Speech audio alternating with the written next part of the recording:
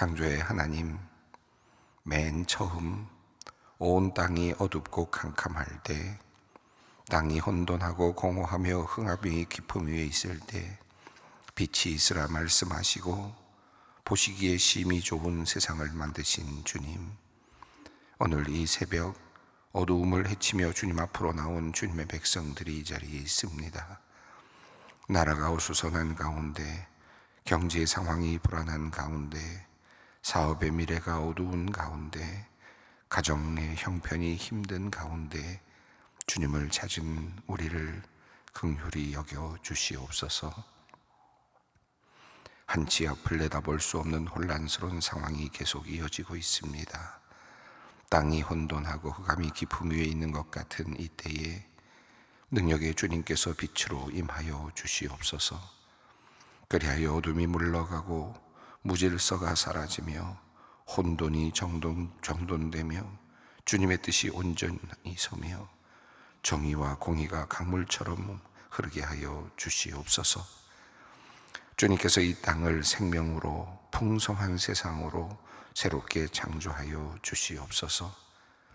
또한 우리가 부른 찬송의 가사처럼 우리의 어두운 눈이 밝아지기를 원합니다. 그리하여 진리를 볼 수 있기를 원합니다. 참된 빛을 볼 수 있기를 원합니다.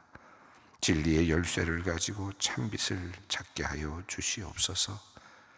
정치, 경제, 사회, 국제관계, 문화, 종교의 모든 영역이 주님의 질서를 다시 찾아가게 하여 주시옵소서. 하나님, 이 나라 대한민국을 위해 기도합니다.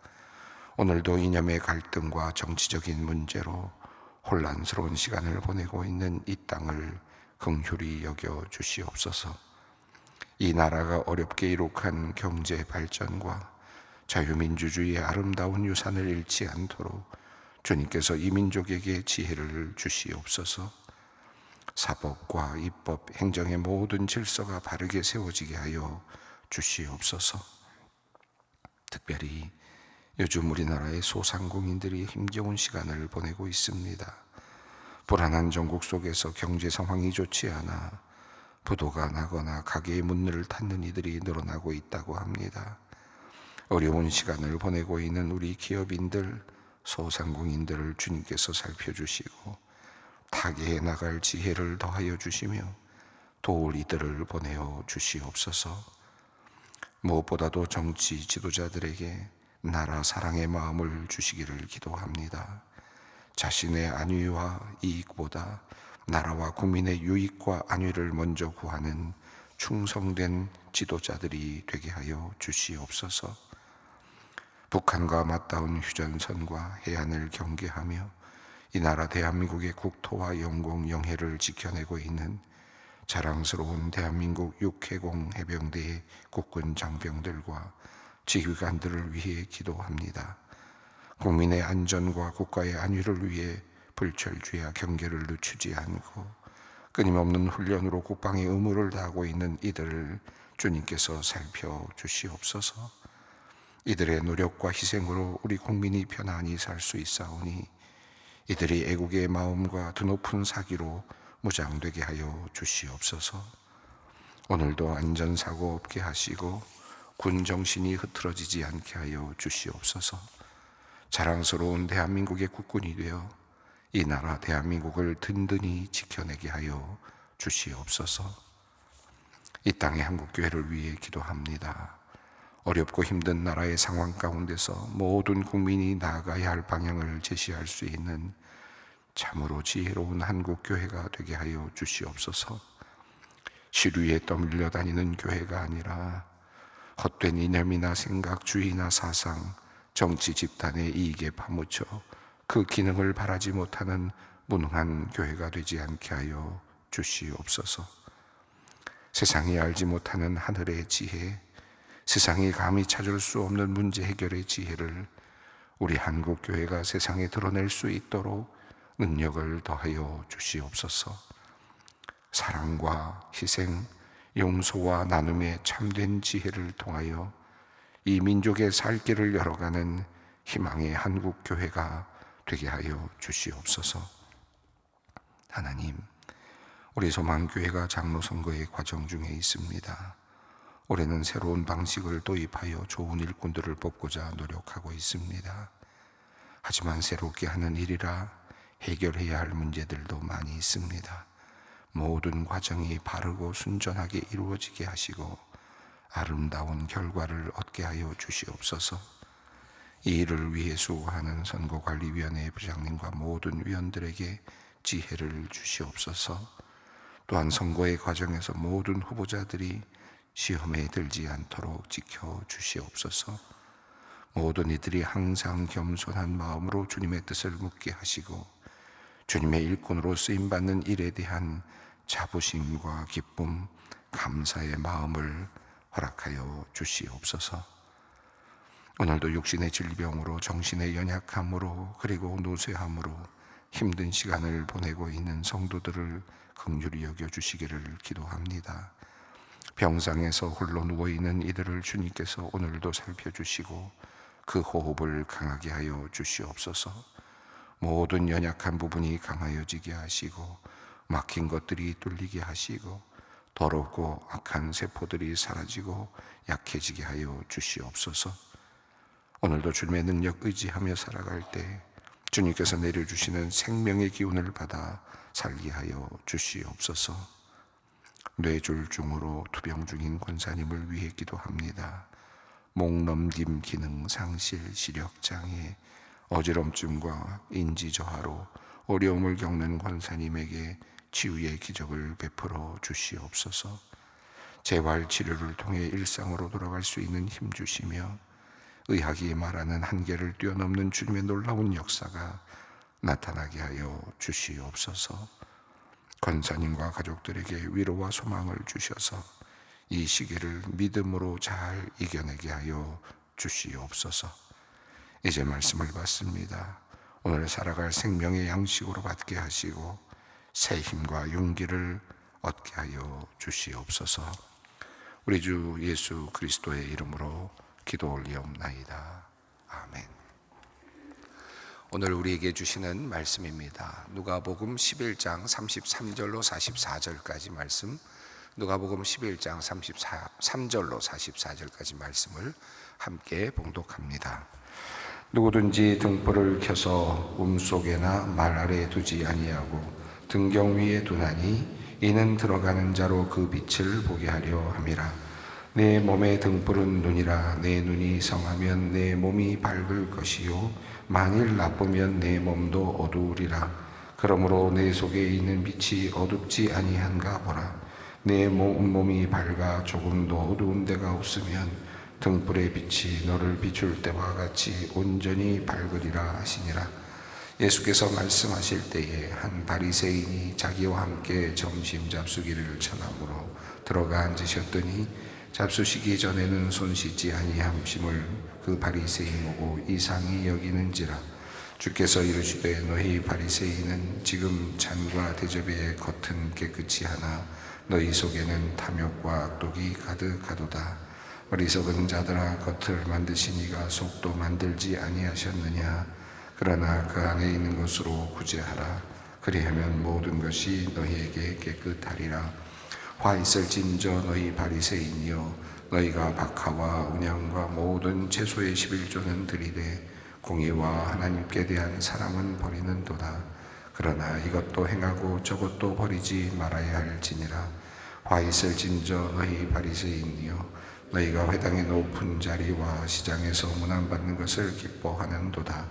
화 있을진저 너희여, 너희는 평토장한 무덤 같아서 그 위를 밟는 사람이 알지 못하느니라. 오늘 이야기는 앞선 이야기, 그러니까 예수님께서 말 못하게 하는 귀신을 내어 쫓았던 이야기로부터 시작된 이야기의 이제 마지막 부분에 해당이 되겠습니다. 예수님께서 말 못하는 귀신을 내어 쫓으신 다음에 사람들의 반응이 세 가지로 나타났습니다.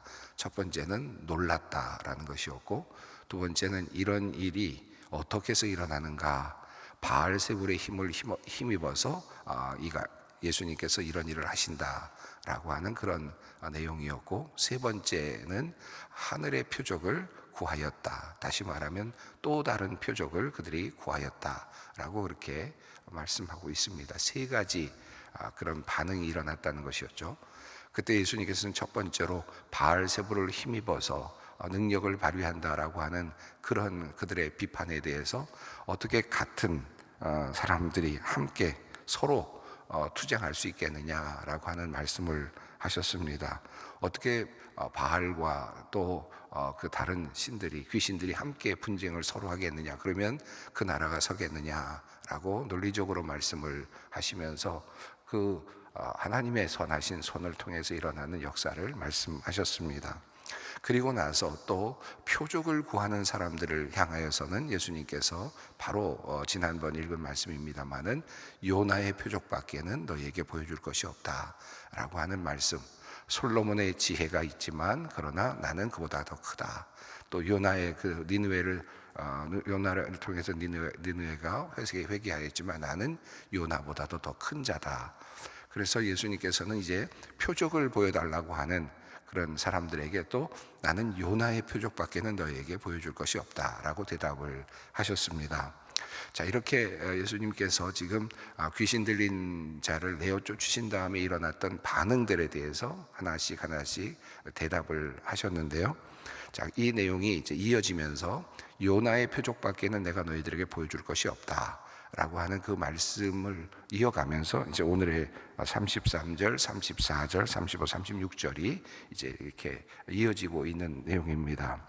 자, 등불에 대한 비유가 다시 나왔습니다. 앞서 우리가 등불에 대한 비유를 보았는데 등불은 이 등경 위에 두는 것이다 라고 하는 그런 말씀을 이미 하셨습니다. 근데 그 앞선 등불에 대한 비유는 등불을 등경 위에 두어서 빛을 발하는 그 자체, 다시 말하면 등불이 빛을 발하는 그 발화체가 빛을 발하는 그 자체에 대해서 이야기를 하셨다면, 오늘 본문 말씀은 빛이 비추어지는데 그 빛을 받는 사람, 다시 말하면 그 빛을 인지하는 사람의 눈, 그 눈에 대해서 이야기를 합니다. 다시 말하면 사람의 눈을 통해서 그 빛이 인지되고 사람의 안으로 들어온다는 뜻이죠. 자, 그런 의미에서 이제 그 빛은 단지 등경 위에서 비춰지는 빛이 중요한 것이 아니라 그 빛을 보고 그 빛을 인지할 수 있는 사람의 눈이 중요하고, 그 눈을 통해서 그 빛이 인간 안으로 들어오는 것이다. 빛을 알게 되고 빛을 보게 되는 것이다 라는 그런 내용의 말씀을 하십니다. 언뜻 보면 조금 이해가 안 되는 듯 보이는 그런 말씀이지만 그 내용의 전체적인 줄기를 보면 그 말씀을 지금 하고 계십니다. 33절 말씀을 읽겠습니다. 누구든지 등불을 켜서 속에나 말 아래 두지 아니하고 등경 위에 두나니 이는 들어가는 자로 그 빛을 보게 하려 함이라. 이 33절 말씀은 앞서 나왔던 말씀과 거의 유사한 내용이죠. 등불을 밝히는 것은 그 빛을 보게 하려는 것이죠. 그 등불 자체가 그 빛을 발하면서 보게 하려는 뜻이 있습니다. 자, 그런데 이 다음 내용은 이제 그 빛을 받아들이는, 빛을 인지하는 우리의 감각기관에 대한 이야기를 합니다. 34절 말씀입니다. 내 몸의 등불은 눈이라. 내 눈이 성하면 온 몸이 밝을 것이요 만일 나쁘면 내 몸도 어두우리라.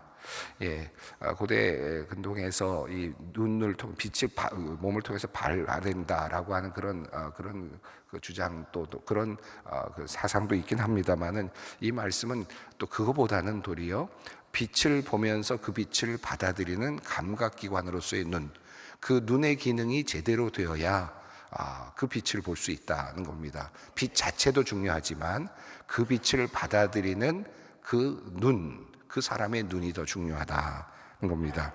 그래서 그 빛이 들어올 수 있도록 눈이 열려 있어야, 그래야 그 빛이 안으로까지 들어와서 온 몸 속속들이 그것이 인지되고 알려지게 되는 것입니다. 만약에 눈이 나쁘면, 눈이 어두우면, 빛을 보지 못하는 눈이라면, 고장난 눈이라면, 망가진 눈이라면, 볼 수 없는 눈이라면 빛이 있는지 없는지를, 빛이 있음에도 불구하고 그것을 알 수가 없겠죠. 자, 빛이 비춰지고 있는데 내 눈이 그만 그 빛을 인지할 수 없는 기능이다. 그 기능이 없다. 빛을 인지할 수 없는 그런 볼 수 없는 기능이라고 한다면 빛이 아무리 바깥에 있더라도 그 빛은 자기에게는 들어올 수 없습니다. 내 안으로 들어와서 나를 비출 수가 없는 것이죠. 그러니까 빛이 자체가 있는 것도 중요하지만 빛이 있느냐 없느냐를 따지는 것도 중요하지만 그 빛을 내가 받아들일 수 있는 기관이 있느냐, 감각이 있느냐, 이것이 더 중요하다는 뜻입니다. 자, 그러므로 자기 자신을 좀 돌아보랍니다. 35절입니다. 그러므로 내 속에 있는 빛이 어둡지 아니한가 보라. 자, 내가 지금 어둠 속에 있다면, 빛을 보지 못하고 있다면 그 빛이 없다는 것이 아니라 그 빛을 받아들일 수 있는 감각기관이 지금 망가졌다는 것으로 생각을 해보라는 뜻입니다. 자, 36절도 같은 맥락입니다. 내 온몸이 밝아 조금 더 어두운 데가 없으면 등불의 빛이 너를 비출 때와 같이 온전히 밝으리라 하시니라. 자, 그러니까 우리 안에 빛이 들어오려면, 우리 안이 비춰지려면, 빛으로 비춰지려면 첫 번째 조건은 빛 자체가 있어야 되겠죠. 빛 자체가 있어야 빛이 우리 안에 들어오겠죠. 그런데 그것도 중요하지만, 빛 자체도 중요하지만 그 빛을 볼 수 있는 감각기관이 있어야 돼요. 눈이 있어야, 눈이 성하여야 그 빛이 내 안으로 당연히 들어오죠. 이 두 개가 함께 있어야만 빛도 존재해야 되고, 그리고 그 빛을 알 수 있는 그런 눈이 있어야만, 볼 수 있는 눈이 있어야만 그 빛이 내 안에 들어와서 나를 비춘다라는 겁니다. 자, 그런데 사람들이 이제 빛이 없다, 또 빛을 볼 수 없는 두 가지, 여러 가지 기능이 있겠지만 하나는 빛인가, 정말 빛이 있는가. 근데 사실은 예수님께서는 이미 자기 자신을 빛으로 말씀하셨고, 또 하나님께서도 빛이 있으라고 하셔서 이 땅에 지금 빛이 있고, 또 우리는 태양을 통해서 또 여러 기관들을 통해서 우리는 또 빛을 우리는 인지합니다. 그런데 이 빛이 우리의 눈이 없고 감각기관이 없으면 사실은 빛이 있지만 우리는 그것을 알 수가 없을 것입니다. 자, 왜 예수님께서 이 말씀을 하십니까? 지금 표적을 구하는 사람들에게 대한 예수님의 말씀입니다. 표적을 구하는데, 자, 그러니까 예수님께서 하시는 말씀이 요나의 표적밖에는 내가 보여줄 것이 없다. 자, 요나의 표적을 통해서 충분히 예수님이 누구이신지가 드러납니다.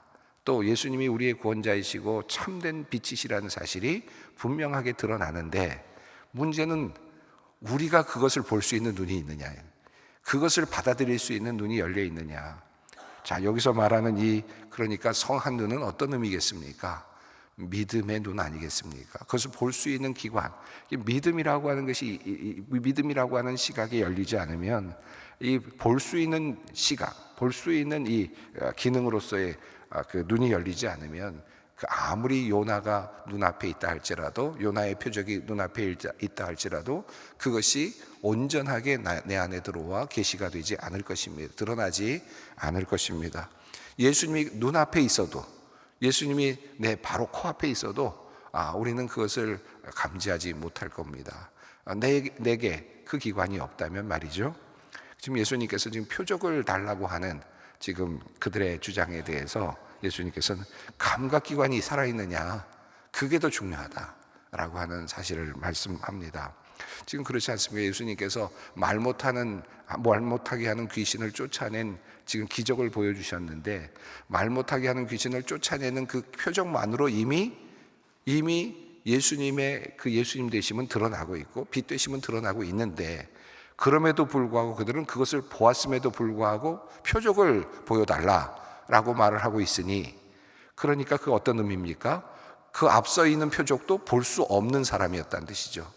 앞서 지금 예수님께서 보여주셨던 표적 자체도 인지할 수 없는 사람이 표적을 보여달라고 하니 아무리 등불을 켠들 눈이 보이지 않는데 그 빛이 들어오겠느냐라는 것입니다. 자, 그러니까 우리에게 달려있다. 표적 그 자체가 중요한 것이 아니라 표적이 있다 할지라도 그것을 받아들이는 우리의 눈이 필요하다라는 것입니다. 우리 상황 속에서 수많은 일들이 일어나고 있습니다. 하나님의 놀라운 역사들이 일어나고, 또 놀라운 하나님의 손길들이 드러납니다. 그런데 우리가 실제로는 그것을 보지 못하는 것이 더 문제입니다. 지금도 여러 가지 사건들이 일어나고 표적들이 일어나고 기적들이 일어나고 역사들이 일어나는 것이 있는데 우리가 그것을 볼 수가 없다는 것이 우리의 안타까움입니다. 그래서 우리의 눈을 열어주소서라고 하는 오늘 찬송이 저희들의 참 올바른 찬송이 아닌가 하는 생각이 듭니다. 믿음의 눈 열어주십시오. 볼 수 있게 해주십시오. 그래서 이 안에 숨겨진 비밀을 볼 수 있게 해주십시오. 내가 만난 이 상황 속에서, 현실 속에서도 눈이 열리면 여기 하나님의 계시가 담겨 있고, 눈이 열리면 이 안에 하나님의 귀한 뜻이 담겨 있고, 나를 향한 하나님의 뜨거운 사랑이 눈이 열리면 바로 코앞에, 눈앞에 열려 펼쳐져 있습니다. 그것을 볼 수 있게 해달라. 그렇게 우리가 함께 기도할 수 있었으면 좋겠습니다. 자, 이어지는 내용은 조금 단락이 나누어지는 것 같지만 그러나 속이라고 하는 면에서 연결이 되고 있습니다. 자, 내 속이 어둡지 아니한가 보라라고 말씀하신 그분은 이제 내 속이 정결하게 되어야 된다라고 하는 이 말씀을 하고 계십니다. 자, 37절 말씀을 읽겠습니다. 예수께서 말씀하실 때 한 바리새인이 자기와 함께 점심 잡수시기를 정함으로 들어가 앉으셨더니, 자, 바리새인과 함께 식사를 하신 장면이 성경에 여러 번 나오는데요. 누가복음에 따르면 지금 앞서 한번 벌써 나왔습니다. 나중에 그 바리새인의 집에서 식사를 하실 때 시몬이라고 부르시는 것으로 와서 시몬의 집에 들어가셨던 것 같고, 예수님께서 시몬의 집에 들어가셔서 식사를 하실 때 한 여인이 예수님의 발치에 와서 향유를 부었던 사건이 있었습니다. 그때 예수님께서는 바리새인의 집에서 식사를 하셨습니다. 자, 오늘 또 본문에도 또 다른 바리새인과 함께 식사하시는, 점심 식사를 하시는 그런 내용이 나오고요. 또 14장 이후에도 또 그 예수님께서 바리새인과 함께 식사를 하시는데 그때 수종병 든 사람을 고치시는, 안식일에 고치시는 이야기를 하시는 장면에서 또다시 바리새인과 함께 식사하시는 장면이 나옵니다. 예수님께서 공생애만 3년이라고 보면 365일이니까 예수님께서도 365일 세 끼, 두 끼, 혹시 뭐 한 끼를 드셨을 수도 있겠고 또 금식은 하시는 기간도 있었겠지만 그러나 대부분 식사를 하셨겠죠. 홀로 드시지만은 않았을 겁니다. 또 여러 사람들과 함께 드셨으니까 당연히 바리새인들과도 식사할 기회가 충분히 있었을 겁니다. 지금 예수님께서 바리새인들과 함께 식사를 하고 계시는데, 그런데 거리낌 없이 바리새인과 함께 식사를 하시면서 바리새인들에게 또 무엇인가 교훈을, 식탁의 자리에서 교훈을 주기를 원하십니다. 자, 어떤 일이 있었는지 38절이 말합니다. 함께 있습니다. 잡수시기 전에 손 씻지 아니하심을 그 바리새인이 보고 이상히 여기는지라. 예수님께서 잊어버리셨는지 아니면 또는 의도적이었는지, 근데 이 내용의 흐름을 보면 의도적이었을 것 같다라는 생각이 듭니다. 예수님께서는 지금 바리새인들과 함께 식사를 하시는데 바리새인들이 정해놓은 규범, 특별히 식사를 할 때는 손을 씻고 식사를 한다라고 하는 그 규범을 지금 어기시고 있습니다. 자, 그런데 이것은 그 출애굽기 30장 19절로부터 21절에 제사장들에게 손을 씻으라고 하는 명령에서부터 출발이 됐는데요. 그런데 이 바리새인들은 제사장들만 손을 씻으라고 하는 명령을 조금 더 확대하면서 모든 사람들이 손을 씻어야 된다는 것으로 확대했고, 또 한 걸음 더 나아가서 모든 식사에서 손을 씻어야 되는 것으로 그렇게 확대 해석을 했습니다. 물론 손을 씻고 먹는 것은 좋죠. 또 위생상으로도 좋으니까 우리도 지금도 우리가 손을 씻고 먹는 것은 당연합니다만은, 문제는 손을 씻지 않고 먹는 것을 죄로 여겼다는 것입니다. 범죄, 죄로 여겼다는 것이고, 또 손을 씻지 않고 먹으면 부정한 것이 내 안으로 음식을 만지게 되고 그 내 부정한 손이 음식을 부정하게 만들고 부정한 음식이 내 속으로 들어가게 되면 내 속이 부정해진다라고 하는 그런 생각이 있었습니다. 그래서 반드시 손을 씻도록 했던 겁니다. 그러니까 바리새인들이 가지고 있는 이 유전이라고 할 수 있겠습니다. 하나의 관습이라고 할 수 있겠는데, 그것이 너무 성스럽게 포장이 되어 있었다라고 볼 수 있겠습니다. 할 수도 있고 안 할 수도 있고 위생상의 문제일 수도 있지만, 그럼에도 불구하고 이것이 종교의 이름으로 합법화되고 도리어 그것이 지켜야만 된 하나의 그런 규정이 되어버리고 사람들을 압박하는 조건이 되어버렸다는 뜻입니다. 자, 이 부분에 대해서 예수님께서는 지금 무언가를 말씀하시기를 원하십니다. 39절입니다. 주께서 이르시되 너희 바리새인은 지금 잔과 대접의 겉은 깨끗이 하나 너희 속에는 탐욕과 악독이 가득하도다. 자, 너희가 겉은 깨끗하게 씻는다고 하고 또 겉을 깨끗하게 씻어서 부정한 것이 너희들 안으로 들어가지 못하게 해야 된다고 이야기를 하고는 있는데, 거기까지는 좋은지 모르겠지만 실제로 아느냐? 너희 속이 이미 더럽다는 겁니다. 너희 속이 이미 부정하다는 겁니다. 지금 너희가 뭔가를 먹어서 지금 속이 부정하지 않게 하려고 지금 겉을 열심히 닦고는 있는데, 그 전에 이미 속이 더 썩어 있다는 겁니다. 속이 이미 또 악한 것으로 가득하다. 그러니까 겉에서 뭔가 부정한 것이 들어가는 것이 별로 큰 내 속에 더러운 것을 뭐 어떻게 만드는 어떤 변환점이 되지 못한다는 것이죠. 이미 내 속이 더러우니까 더러운 것이 들어간들 무슨 소용이 있겠느냐, 무슨 차이가 있겠느냐라는 뜻입니다. 속에 더러운 것이 들어가지 않게 하려고 겉을 깨끗하게 닦고 있는, 손을 닦고 있는 그 자체가 얼마나 어리석으냐. 너희 속이 이미 더러운데. 자, 그런 말씀입니다. 탐욕과 악독이 가득하다. 자, 이것을 너희는 알지 못하고 그저 너희 속은 마치 깨끗한 것처럼 생각하면서 겉만 깨끗하게 하면 되는 것으로 생각을 한다는 겁니다. 먼저 생각할 것은 너희 속은 이미 더럽다는 겁니다. 지금 예수님께서 그 얘기를 하고 계십니다. 39절에 탐욕과 악독이 너희에게 이미 가득하다. 40절 41절 있습니다. 어리석은 자들아, 겉을 만드시니가 속도 만들지 아니하셨느냐? 그러나 그 안에 있는 것으로 구제하라. 그리하면 모든 것이 너희에게 깨끗하리라. 자, 하나님께서 겉도 만드셨고 속도 만드셨고, 겉도 보시고 속도 아시는 분이시다. 그러므로 해결책을 하나 예수님께서 제안하시는데요, 내 속에 이미 탐욕과 악독이 가득하니 그것을 깨끗하게 하는 것이 더 중요하지 않겠느냐. 자, 음식을 먹을 때 손을 깨끗이 해서 내 몸을 깨끗이 하고 또 나를 깨끗이 하려고 한다면 이미 더러워져 있는 속은 어떻게 깨끗하게 할 거냐 하는 겁니다. 속을 깨끗하게 하는 방법은 지금 41절에서 구제하라 라는 말씀입니다.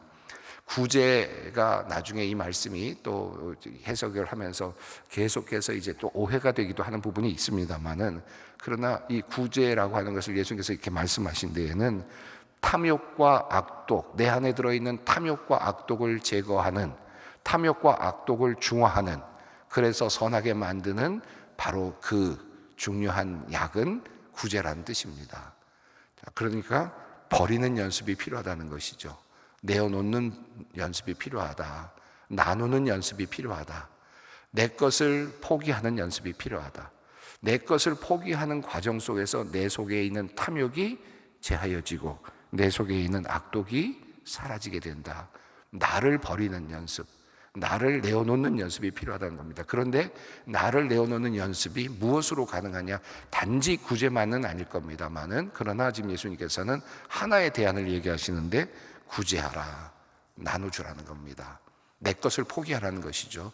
그럼으로써 내 안에 들어있는 탐욕과 악한 것들을 내어놓고 깨끗하여지는 그런 과정을 얻을 수 있다. 지금 예수님께서 이 말씀을 하십니다.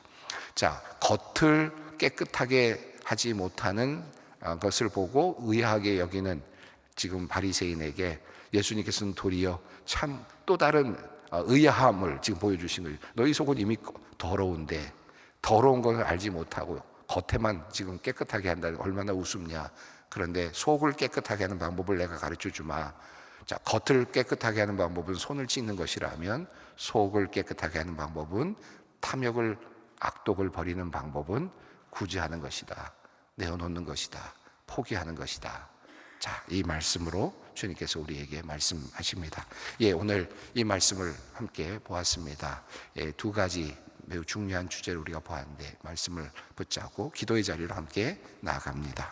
하늘에 계신 우리 아버지, 아버지의 이름을 거룩하게 하시며 아버지의 나라가 오게 하시며 아버지의 뜻이 하늘에서와 같이 땅에서도 이루어지게 하소서. 오늘 우리에게 일용할 양식을 주시고 우리가 우리에게 잘못한 사람을 용서하여 준 것 같이 우리 죄를 용서하여 주시고 우리를 시험에 빠지지 않게 하시고 악에서 구하소서. 나라와 권능과 영광이 영원히 아버지의 것입니다. 아멘.